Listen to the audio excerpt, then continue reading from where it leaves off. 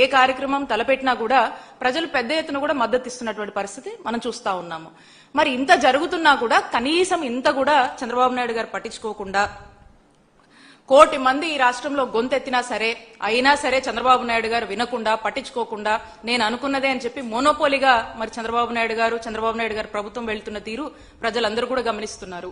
ఈ రోజు కూడా మనం చూసాము, మరి ఎవరో పొద్దున లోకేష్ గారిని కూడా కొంతమంది విద్యార్థి సంఘాల కలవడం జరిగింది. కలిసి మరి మెడికల్ కాలేజ్ ప్రైవేటైజేషన్ ని మీరు ఆపేస్తే బాగుంటుందండి, ఇది గవర్నమెంట్ రంగంలోనే నడుస్తే బాగుంటుంది అని చెప్తే కనీసము ఏ మాత్రం కూడా పట్టించుకోకుండా సేమ్ తండ్రి బాటలోనే లోకేష్ గారు కూడా ఖచ్చితంగా ప్రైవేటైజేషనే చేస్తాము, దీంట్లో నో అదర్ ఆల్టర్నేట్ ఆప్షన్ అని చెప్పేసి ఇక వాళ్ళ మొహం మీదే ఏ విధంగా చెప్పేసి మరి ఆయన కూడా సేమ్ స్టాండ్ చెప్పినటువంటి పరిస్థితిని మనం ఈరోజు చూసాము.